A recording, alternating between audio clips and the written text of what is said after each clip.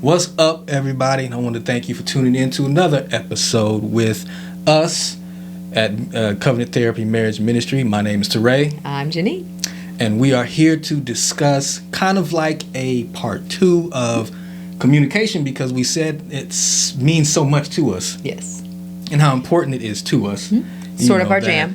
That we wanted to, just kind of bring a little bit of extra, information about communication. Yeah. A couple extra things, that we would normally talk about and discuss. But since, it's something that weighs heavy on our heart, we kind of want to put something else together and just share that with you as well. So, there's so many different sides and aspects and parts to communication. We've talked about some of them before. You've got verbal communication. You've got nonverbal communication. You've got, part of the nonverbal communication, faces that we make, our eyes. You can roll your eyes, which says a lot. You can cut your eyes, which says a lot. Raise that you can eyebrow. make your frowny faces, your body posture and position can say a lot depending on, the part of the conversation, and then, all of that was like the nonverbal side. We've talked about, part of the verbal side too, and what I'm going to bring up now is kind of like, have you ever heard of being a verbal assassin? I've never heard of that. Somebody that... I think I was that, but I've never heard it called that. Well, you said it, though. I wasn't going to say that. But there are people who are... Like ninja warriors. With their words. Just slice you and dice you. Yeah. You catch that Chinese star in your neck, because somebody says something, and they are proficient in cutting you down. Yes. And the way they talk now, especially it's really hurtful in marriage, to use our words in that manner. We're really tearing each other apart, right. By the things that we say. And there have been many, many, many people who have come forward, in their marriages, after they've worked on them and come to this place of healing their marriage, but really realizing how bad their words were. Yeah. Mm-hmm. At some point they just feel like it's just a part of them. Maybe they don't even understand why. Mm-hmm. Some people are proud of it. Yeah, it's like a badge of honor. Mm-hmm. Yeah, that they can shred you. Yep. With their words. And from what I understand and from what I've learned and what we've learned and listening to other couples, is one of the things that has happened is that when that realization comes, about how bad it really was, it was because of some type of hurt that they were suffering from. Mm-hmm. Yeah, because what do they say? Hurting people hurt people. Hurt people hurt people. Hurting people hurt people. Mm-hmm. And that may not always be the case, right? But there's a lot of probability that does have something to do with it. Is what are you suffering from internally? That has caused you to be a verbal assassin. So there's other parts to communication that we talk about, and we previously mentioned this too. We talked about telling the truth or being able to be honest. Honest communication. In communication. And sometimes that can be rough. But we talked about how to use your words wisely. Mm-hmm. Being able to say anything that you want to say, just finding a different way of saying it. The right way to say it. Not sarcasm, because that's still not the right way to communicate. There's a way to communicate. Sitting someone down, sit your spouse down, and have a heart-to-heart, conversation, honest conversation about whatever it could be. Just make a safe environment for that type of communication. Safe place. It has to be, or, it could be taken the wrong way. People could feel threatened by, what you were going to say. Yeah, well, and if you don't create a safe space, what happens is if I come to you and tell you, hey, the thing that you said or did made me feel a certain way, or it hurt my feelings, or I really wish you wouldn't, joke like that, X, Y, Z, you could say, well, I don't like when you joke like that. It hurts my feelings too. And then we've gotten nowhere. Right. So it's not supposed to be. And that's why it has to be a safe space. A tit for tat thing. Mm-hmm. It has to be a safe space to communicate and share your feelings without those repercussions or without that backlash. Yeah, and that needs to be kind of like the groundwork laid. The boundaries. creating that safe environment, lay the groundwork of this is what we're going to talk about, and I just want to share my feelings or whatever it is I need to say, not trying to hurt your feelings, but this is how I feel or how I'm affected by the words that you're saying or the situation or whatever it may be.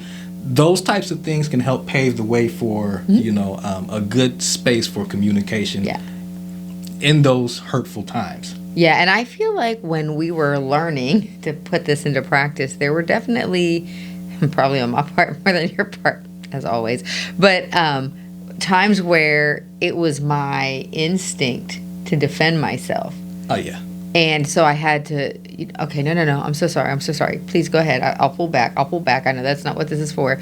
But I had to catch myself in order to get to the place where we could both create that safe space for one another. I don't remember if that was sort of an issue for you. I'm sure you had moments where that was an issue for you, but I'm sure I had more moments.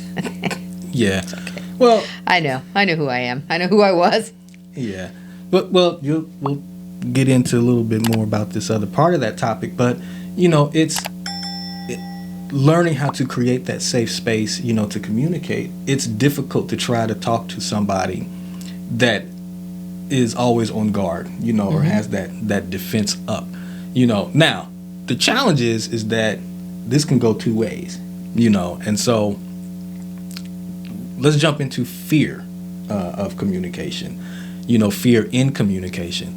Because somebody knows that if your spouse knows that we're going to have this type of conversation, and they're already kind of like apprehensive to do it because they know that, they're going to be, this is going to be a combative sort of thing. And there's almost like there's no way to approach this in a manner where we're going to be able to do this, in the right way that's peaceful, that we can have this type of conversation. Fear of that. So fear of like the conflict. Conflict,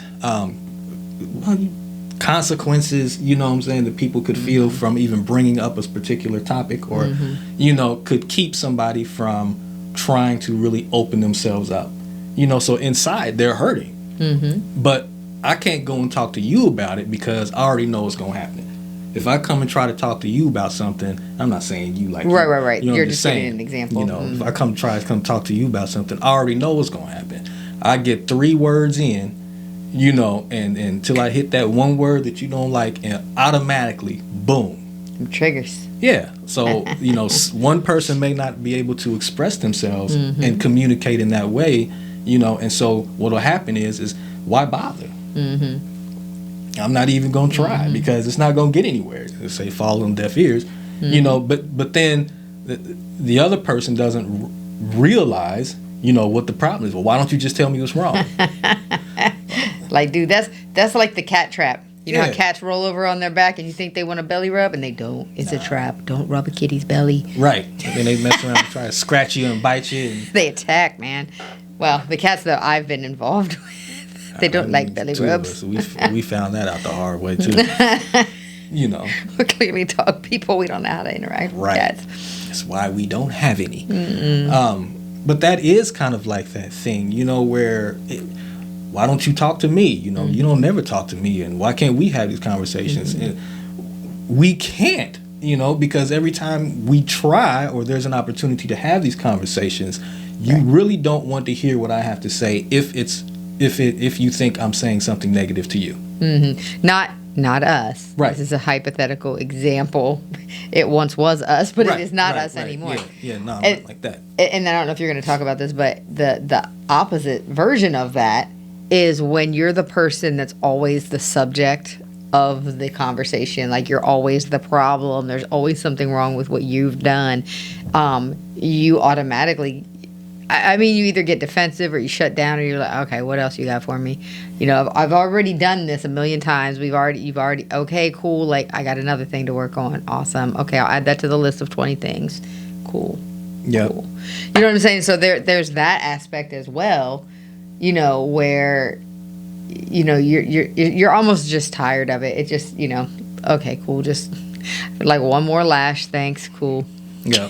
Yeah, and we had that, you know what I'm saying? And that's, we had to work through all of that, and how to do things differently, for that reason, because like I said, the other communication podcast, was like, I saw that in you. You know what I mean? Like, your body language changed. You just knew that something, I was coming assumed, at you, with some more negative mess. Yeah, and then you don't want to have those conversations. You'd rather just skip them. Right, and then you really just write me a note. I'm good.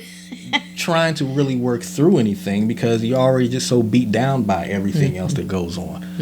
So it's like you said, it's like add it to the list. I get there when I get there. But it's hard. It's hard when you always hearing that. So another part of that type of communications, what's going to happen afterwards, the repercussions from this type of conversation or how we're going to talk about a specific issue or whatever is going to be an argument afterwards. Oh yeah, so you're afraid of. You're afraid of it, it's going to turn into an argument. We're going to argue, we're going to fight, we're going to walk away from each other mad, and not talk for, week, 2 weeks, 3 weeks. Yeah, or if you're getting along really well or like the intimate moments are flowing. Right. You don't want to stop them works up. How about I'll save this conversation for a couple weeks out? Right. Yeah, let's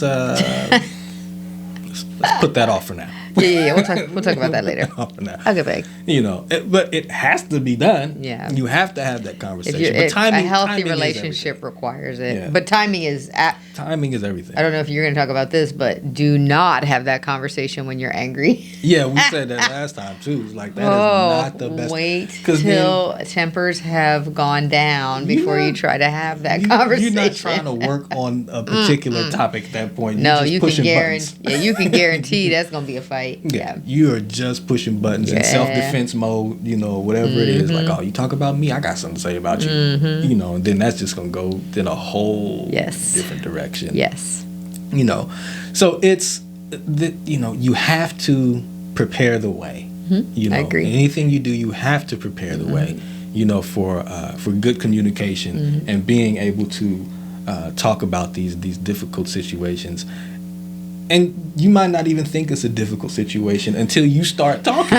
And you can see that body language change. You can see that. Like, okay, you're just kidding. Maybe I want to back out of this right now. The squinchy face, like, what are you talking about? Like, where'd that come from? Eyebrow. Yeah, all of that. Yes. And when you find out, you already committed. You got to go the rest of the way. You might as well. Go ahead. There's no getting out of it. Go ahead and finish, because sometimes you have to be able to respectfully speak your truth and, your part in communication because that's the only way a healing process can begin. You have to be able to do that. Yeah, and I think, too, that if it's a hard conversation, lay the groundwork in prayer. Let God prepare an open space. Let God soften the heart of the person that you have to have that conversation with. Let God give you the right words to say. There's just a lot of ways you can pray, but definitely pray going into some of those really dangerous situations, those dangerous conversations. Yes. And we've done that, and we talk to people about doing that too, because you'll be amazed what can happen if you bathe something in prayer. You don't have to jump right into that conversation. Just because dip your toe in the water, got a minute, or it's on your mind, and you one of those people to feel like, well, it's on my mind. I have to say something. I have to say it right now. That's probably not the time to say something. Go through all of the proper channels to prepare the way for that type of conversation. Like we said, finding out a way to speak about it peacefully, creating that safe environment, praying in advance, before you get there. You'll be amazed at some of the conversations that we've had with each other where after prayer, about that conversation, the other person, has been kind of thinking about that or feeling that type of way. So it opens the door to have it made an easy conversation where there could have been a really bad one. Yeah. And I think, too, like, just sort of referring back to what you were saying about just because it's on your mind. Well, there's a couple things. Just because it's on your mind doesn't mean it needs to come out of your mouth. And the other thing is that, what are you looking to gain from that? Are you looking to just get it off of you? Or are you looking to fix the problem? Because if you're looking to fix the problem, you may have to play the long game and you may have to hold on to that thing for a minute. Just, if you just looking for self-satisfaction, go ahead, get it off your chest. Be prepared to reap the consequences of that, because that's a selfish motive, and you're going to reap selfish results. Very, very selfish, very selfish. And if you love your spouse, that's not something that you want to do to them just for the sake of, well, I got it off of me. Because then all you did was put weight on your spouse, and they shouldn't have to carry that burden just because you didn't want to. You didn't want to. Yep. So still go through all of these proper channels of creating that opportunity to have the conversation. So it's not a weight on either one of you, but there's a way to work towards a solution. Yeah. There's no real way to work towards a happy solution if you just dump your weight on the other person and say, okay, it's not now a put dumping it on you. zone. So now what you got to say about that? That's not right. You do that. You treat people like that outside the house. I mean, you shouldn't treat anybody like that at all. But if you're going to have those types of discussions or arguments or whatever, definitely should not be with your spouse or anybody in your house. People that you claim to love so much. That's not what love is, and love doesn't do that. So, and then we can talk about other parts of communication. We talked about the fear aspect of it. The repercussions of it. And avoiding conflict at all costs. Oh, yeah, so... we just I'll just take it and I'll just deal with it. That's not good. I'll just take Lots of it and people I'll just operate deal like with that, it. but it's not good. Because I just don't want to have to face, what could be coming, at me for trying to go that direction or go in that place. So I'm just, I'll get over it. People like, I ain't worried about that. I think sometimes you are, but it's an avoidance. It's easier sometimes to carry the load than it is to have what you perceive to be a hard conversation ahead of you. Yeah. Or, when you get to that place, you just hold back. Like you said, when you start to see that body language shift or that, and I've done that before, you know what I mean? Where, I've said some hurtful things, and I could tell that it was kind of like not going in a good direction, so then I just kind of like softened it up, so I really didn't get out what I wanted to get out because I was more concerned about hurting feelings, and if I was able to just get past that and continue in the right direction of communication and telling the truth so that we could heal from it, that's always the better route. But, when you see them emotions, coming up and it's like, in your mind, you're thinking, dang it. Dang, this sucks. Maybe I shouldn't go forward with all of this, and I'll just kind of pull back and kind of like, tuck it away somewhere and don't worry about it. You know, that's not healthy. Well, yeah, and I could see sometimes when you were doing that. So I have this thing where sometimes I cry, even when I'm like not sad or mad, like we're just having a conversation. I don't know, some certain topics will just bring tears. And I feel terrible because I know what that does to him. So I'm like, just keep talking. I don't even know why I'm crying. This is just so stupid. Just keep talking. But I be crying. It's okay. I'm not even sad. Just keep talking. You're like, no, we can finish this later. I don't know. We're not talk about this right now. Just, it's not that bad. I'm sorry. But I'm like, no, come on. I'm not even crying by that. I don't even know why I'm crying. Can't continue like that, man. You just can't, I'm wanting to express myself, but I ain't trying to make you cry. I feel so bad. Sort of like, I don't know, it's kind of weird. Like, I cry when I get in trouble, I think. I don't know. That was another part of that self-defense. But I wasn't saying nothing back, but you would shut me down. But no, even back when I was in the military, I got in trouble. Remember, I had to go to that CPOI, Chief Petty Officer inquiry, and it was for being late. Oh, okay.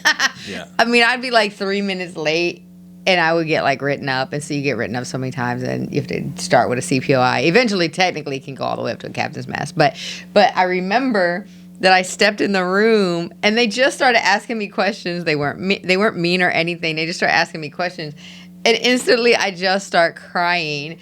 And I'm standing there in uniform, like crying my freaking eyes out.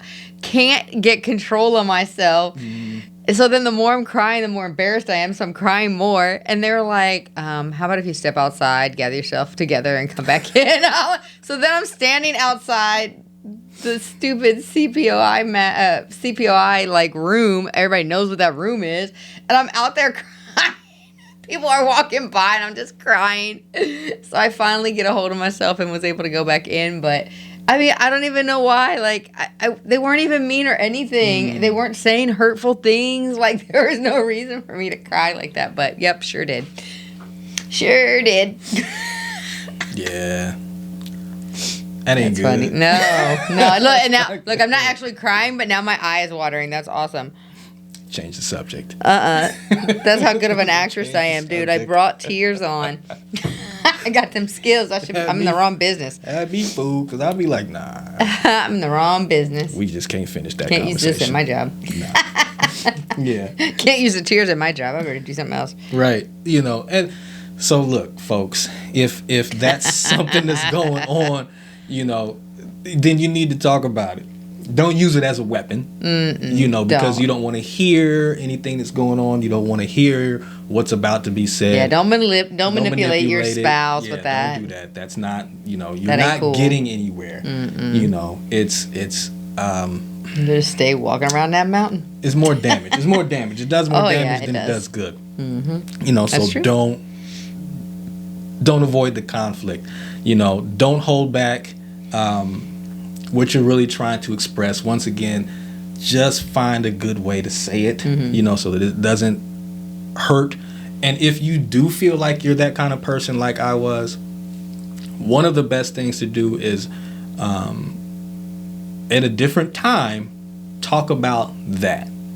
It's hard for me to communicate with you when your eyes start watering. When you start crying, like I want to shut down because I see that something appears to be hurting you. Yeah. And I'm not trying to hurt you, but I'm trying to let you know how I feel.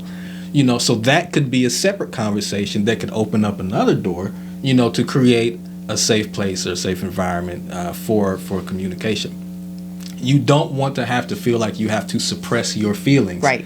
Because that could just turn into bitterness and resentment, and some hidden anger, and things like that you don't want to have resting, inside of you because you feel like you can't, get that out, And I don't know about anybody else. I know sometimes for me,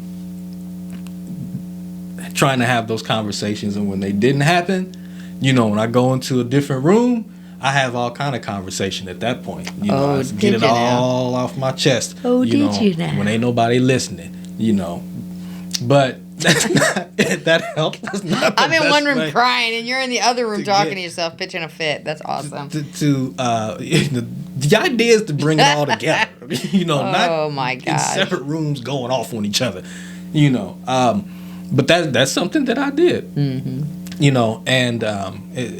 I'm not gonna say that it's not healthy, because at some point, at some place, you still feel like some release because you were able to get it just off your chest a express, little bit.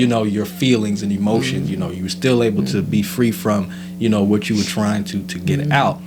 But it doesn't make the issue go away. You still have to come to a place where you can get back together and have that conversation. Yeah, and I'll say though, so sort of in light of what you're saying, something that has been effective for me, like if it's something, whether I'm trying to determine whether I should go to Teray or not, or if, and address something, or if it's just something that I need to sort of work through myself. Because, sometimes, look, we all know sometimes people do stuff, you're in a certain mood, people do stuff, and it just gets under your skin, right? Every time something gets under your skin, you don't need to communicate that, because sometimes it's just you. And so a lot of times I will just take all of that to the Lord. So sort of like you in the other room, just sort of venting to yourself. Sometimes I would just go and vent to God, because first of all, he's a great listener. He wants me to come to him with all of my issues, and he can do something about the problem. Again, now whether that's expose my area that needs, fixing in that situation, or by, again, paving the way so that we can have a conversation. Or sometimes God will just tell you, and you'll come back and be like, you know what? I'm really sorry I said that to you. So taking that vent session to the right place sometimes will give you the results that you're looking for. I did. That's why I took it. Oh, is that where God's you took listening. it? God listen all the time. That's where you took it back. He heard me. Okay. He heard my cries. Lord Jesus. So. Oh my gosh. But that is, Sir. that is something that did happen. Sir. He heard me though. He heard you. He's listening all the time. Yep. So let's jump into these filter things, right? Yeah. We've talked about those before. We did bring up the filters. And when we talk to couples, you can see the filters. Sometimes you sure Sometimes can. you can see them, on people because of the way they talk and the way that it's received. Yeah, like one person says something, the other person receives it in a way that you're sitting there like, dude, that is not what they were talking about at Totally all. missed it. It was not like that. Totally missed You it. see how they yell at me? We're just sitting there like, I don't think anybody yelled at anybody, but maybe I missed it. Yep. And that's, you got to be able to get rid of those filters. That. So let's explain what that means. Okay. We did on the other one. Yes, but we're in a different episode, so let's explain it Again. in this episode. Yes. Girl. All right. So one way to you about to get the so one way to to explain it is when you have your own hurts, insecurities, things that you're dealing with internally, someone else could say something to you, and it could be that same someone that has brought on the hurt or the insecurities, or whatever it could be. When they say something to you, the filter is, no matter what it is they're saying, the filter is taking away the truth or what they're really saying and kind of turning it into that same negative thing that hurts you or you have that bad feeling from. Like when we talked about the nagging,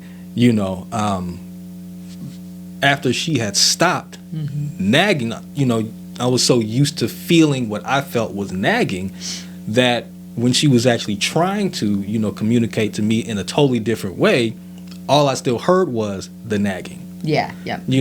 She didn't have necessarily the same body language, the tone, didn't change or anything else. It was just coming to me and saying something, but all I heard was that nag. Just like the stuff that I used to say to her, that filter, because of that hurt that I put on her, had her apprehensive to actually listen to what I had to say, because automatically she thought it was going to be something negative.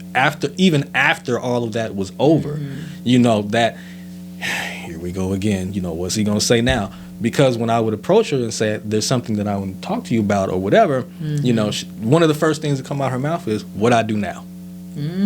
Because just felt like a complaint was coming from the complaint department. Yes. And so receiving complaints from the complaint department. Filters could be anything. Filters could be jealousy, it could be anger, resentment, accusations, it could just be anything. Well, yeah. So just like so we say filters, right? Because it's sort of, that's the lens with which we're like hearing or experiencing something. But it's sort of like people will say, like, rose-colored glasses. You see everything positively. You're wearing those rose-colored glasses. It's really not as positive as you're painting the picture to be. Or like, what do they call them? Drunk goggles? Yeah. Drinking goggles. Beer goggles. Beer goggles. Wow, I don't. Yeah, because then you start seeing things. You think people look a little different once you start drinking than what they look like. That's a real filter. Drinking. So it's just the way in which you perceive a situation, but it is based on the, like you're saying, like the past hurts or mistrust, stuff like that. So just like you were saying, it'll keep you on like in a defensive position. It will. Because your issues really aren't resolved. You're still holding on to something on the inside, which is what's causing you, either you're not aware of it or you're content holding on to it. Yep. And it causes you to still experience things that way. Yeah. And so oftentimes you'll see in relationships where somebody says, you still holding on to the past. That's one way that somebody has recognized that, look, I've changed, but you're still accusing me, or you're still holding me to a person that I used to be. Yeah. I'm not that person anymore, but that's all you see. Right. So when it gets to that place, then it's time to have another sit down and let's talk about why that is. Maybe I didn't ask, or we didn't get the forgiveness part right, and what is it that's still hurting you, from me or about me, coming to you and trying to have this conversation. Let's get to the root of the issue, because I'm not that same person, or I'm trying not to be that same person anymore, but we have to work together. Right. Because if you're still holding on to something, then you're not going to see the progress that I've made. You're not going to accept the person that I'm trying to become. And then that still keeps you in a place where you don't want to communicate. Not you again, but what I'm saying? That's what we had experienced. The individuals don't want to communicate. Still keeps you in that place where either fearful, or afraid of the repercussions, or whatever it is that you just don't want to deal with. You're trying to avoid it. You don't want to do it because you still could be holding on to some old stuff. And unfortunately, that's natural. But once either party recognizes it, it's time to bring it to the table. Right. Because you don't want to just have that stuff sitting there. Agreed. Yeah. So forgiveness is a major part of communication. When you know that you have issues or have had issues in the past with communication, or hurts and differences and things of that nature, you need to come to the table, talk about it, and forgive each other so that you can move forward. That's right. Very, very, very important part. I agree. Already, we know that we communicate differently. Generally, men and women communicate differently. Yes, on a general basis, like you said. Yeah. I hate when everybody sort of... Everybody does it this way. We just make some generalizations, which is okay as long as you're sort of prefacing that this is a generalization. Yeah, because everybody doesn't do everything the same way. Yeah. Everybody is not the same. All women are not. All married people are not. Yeah, the tips and nuggets and things that we are sharing aren't going to work for everybody. The way we're explaining it. The point of it all is to come together, though. Yep. However you need to do it, come together in a peaceful manner, so that you can talk about it and get over it and move on. We feel like that, what we're saying is because it worked for us. Yep. It works for people that we talk to and help them in their relationships. So we're just sharing what our experience has brought us through. Yeah. Well, and it's kind of funny. So, and what we're sharing can be adapted appropriately. So I chuckle all the time because when I talk to like women at work and their complaints that they have about their husbands, I crack up because it's usually me that does those things. Do you remember when we first got together, like I would leave clothes laying all over the floor, and they were like, oh, my husband just can't make it to the laundry basket. That leaves clothes all over the floor. And I'm just like cracking up because that's never been something that you've done. But I've done it, and I just laugh like, yep, I'm sort of the guy in our relationship, sorry. Like I do all of those things. Used to, yeah. Not anymore. But yeah, it's just funny because all the complaints that women generally have about their husbands, it's sort of like I'm the offender in our relationship. But that's the whole point. Like, make the advice or the tricks, tips, tools, nuggets, whatever we're sharing here. Yeah. If you can use it, just adapt it to your situation. Yep. Customize it. That's right. It's customizable advice. Yeah. Just take some part of it, and start applying it. That's the key right there, that application. You can listen to it all day long. You can get advice from anybody you want to, but unless you learn how to be, my two favorite words, deliberate and intentional, if you're not going to be deliberate and intentional, then nothing's going to change. Let me bunny trail for a second. Go for it. That whole, application or going around asking for advice, there are some people... I'm sure it's none of you. But there are some people who will just go around advice hopping.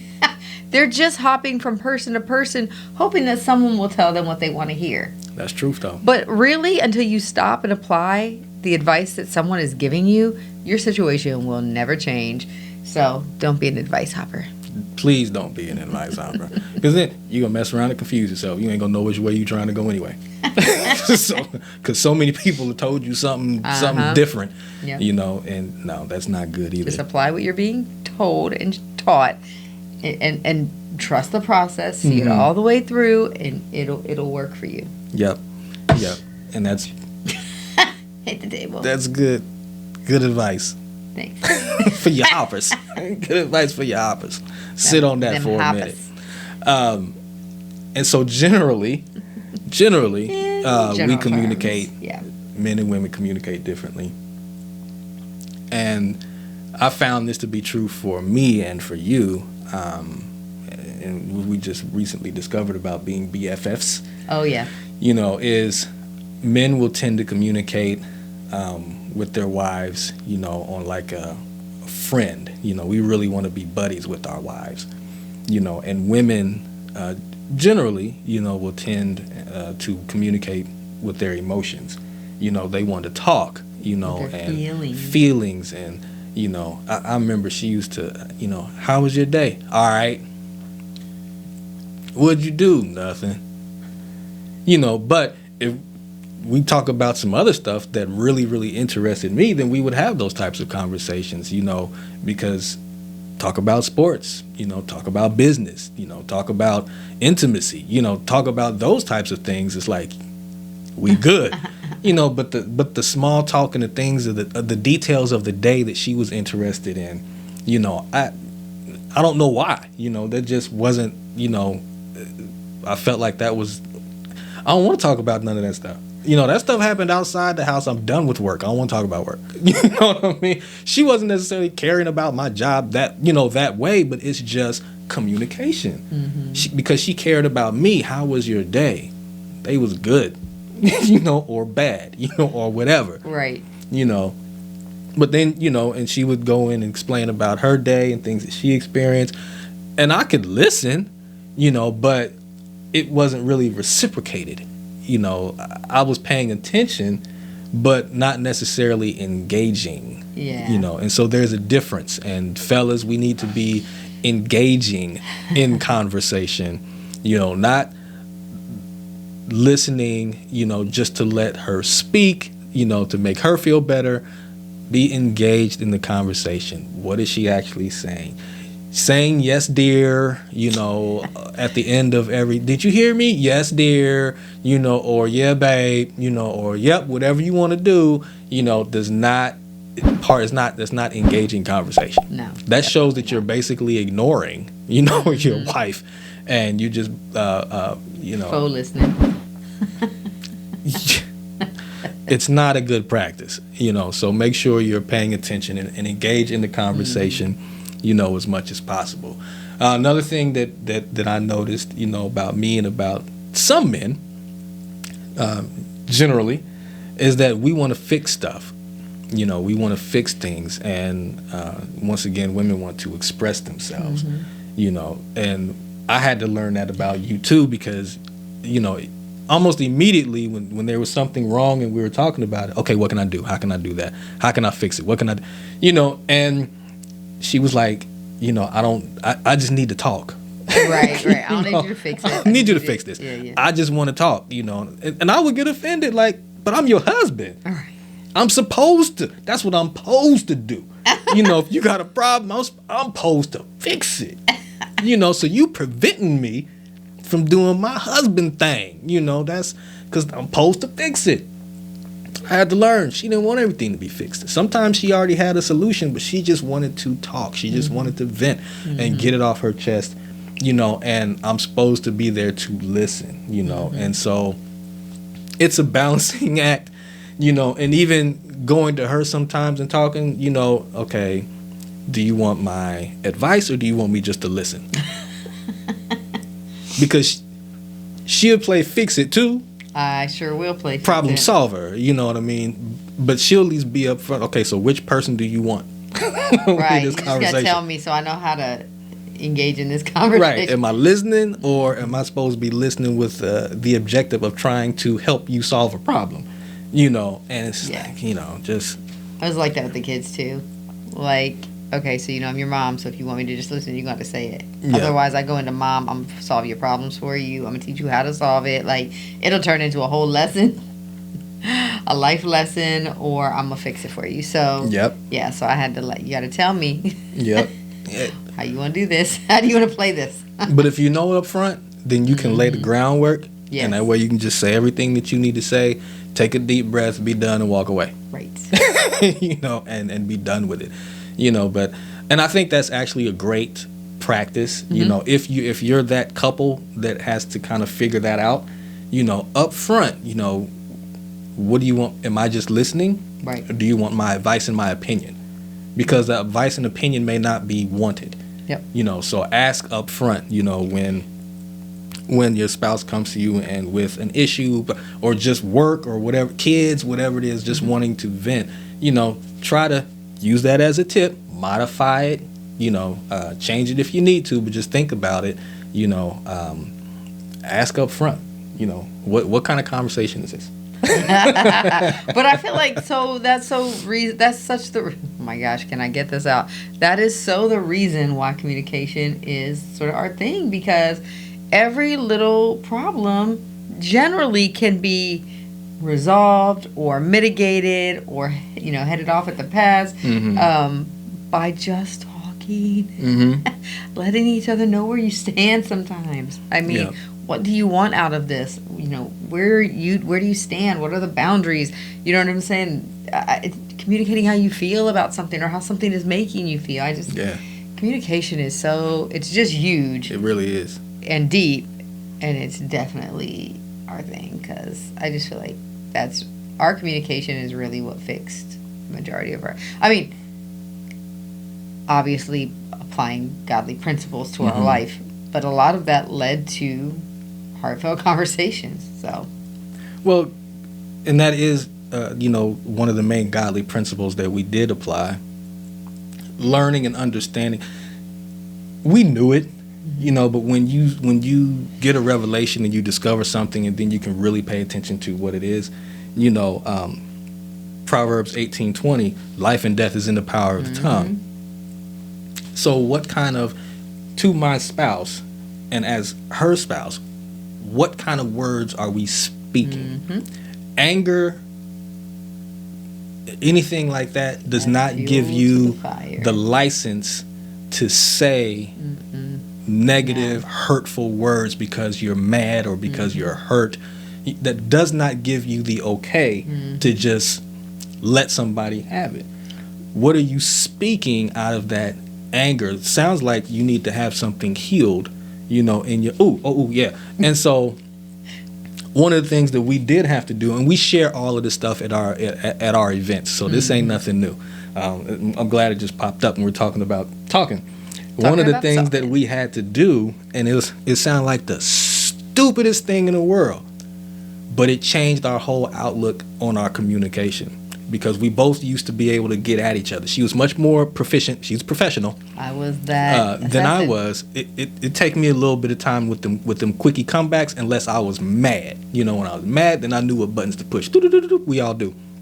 So what we had to learn to do was train your mind, renew it, do something differently to get different results. We had to, from the people we were sitting with, and they were helping us through our marriage, through the church marriage counseling we were going through a million years ago, is that we had to change our words. So the way we felt, speak the opposite in our arguments. So instead of being mad and saying, I don't even remember the words we used to say anymore, to each other, because we're so far removed. So just as an example, instead of saying, I hate you, you get on my nerves, we'd have to think about it before you say it and say, I love you, you're the best wife I ever had, and you're purposefully, deliberate and intentional, doing this because you learn that your words have an effect on your spouse. And when you're using those words negatively, you're physically, spiritually tearing each other down. in our marriages, we're supposed to build each other up, encourage, uplift, and encourage one another. We can't do that if we're steadily using negativity. That's right. So that's something that we worked hard to do.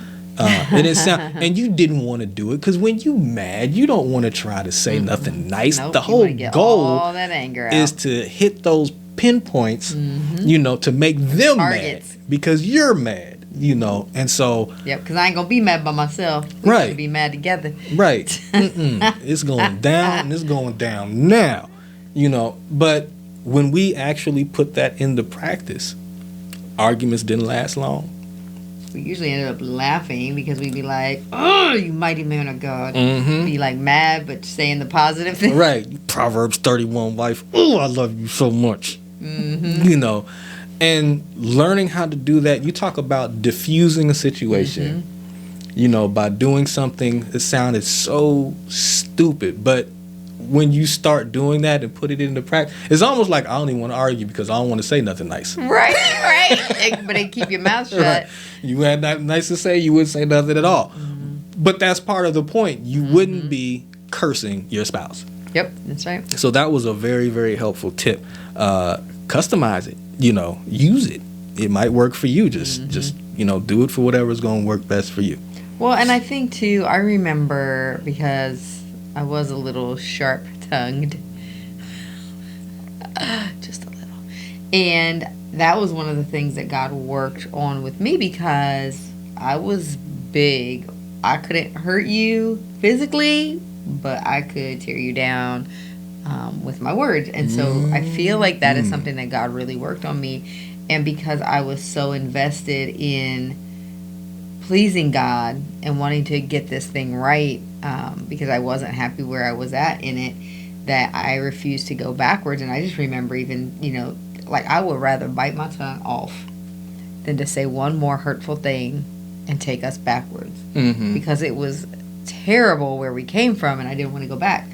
But I feel like that's that commitment to the goal, the commitment to the vision. Yeah. And I think, that's probably going to come up on a whole different episode, but because that's a whole nother topic in itself. But just like you're saying, being deliberate and intentional and choosing how you're going to communicate and the words you're going to use. You want to speak life. You don't want to speak death. The Bible says be angry and sin not. Just because you're angry doesn't give you a license to treat people any kind of way or say anything any kind of way.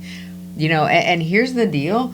The life you live today is the words you spoke yesterday. Yep. So you go ahead and keep speaking that negative stuff over your spouse, and you keep getting that negative spouse every morning when you wake up. You eat the fruit of your tongue. That's right. The stuff that you say. It's the principle of sowing and reaping. Yep. You reap what you sow. So if all you have to say is negative, then what do you think you're going to get? My husband's so stupid. My husband's so stupid. Yep. He's going to keep being stupid until you change your words. Or let me put it to you this way. Because while our words have power, your spouse may not actually become stupid. Right, it's how you perceive them. Yeah. And that's the filter. That'll be another filter that you put on. It'll just keep blocking your because mind. all you're going to see is this person is stupid. This person gets on my nerves. This person is an idiot. All of those types of words that you say, they could become the best person in the world. But you got that filter on because that's what you spoke out of your mouth.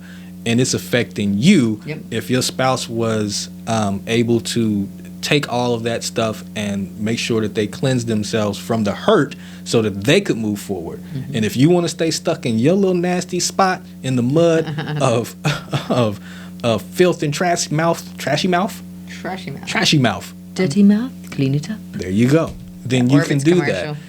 But we strongly advise, not to do that. Get it fixed. Get it fixed. That's right. Clean your mouth, and stop cursing your spouse. Bless and uplift and encourage because that builds up the whole house and the whole family. Yep. Okay. All right. So I'm going to go ahead and cut this off right here. Okay. We'll say some more stuff on our next wonderful podcast that you will tune into after this one. So we do want to thank you for tuning in. We hope that you enjoyed, our communication nuggets that we shared with you this evening, and talking about, once again, one of our favorite topics because it meant so much to us and it's so valuable in dramatic marriage. transformation. Yeah, in general. And we love it, and we still learn more about communication and how we communicate on a regular basis because we pay attention to it to make sure we're not missing each other, having wrong motives or attitudes, anything like that, because we want to stay in good communication with each other, Right. as well as a good communication with God. So Yeah. if you like what you hear, please just make sure that you like, subscribe, hit the bell, get your notifications on so that you'll know when we give the next upload. Also, look for us on your favorite listening podcast apps. Leave comments. Don't forget we are on Facebook if you want to join our Facebook group. That's right. So thank you very much for tuning in. Yeah. Until next time, we will see you later. That's right. Be blessed.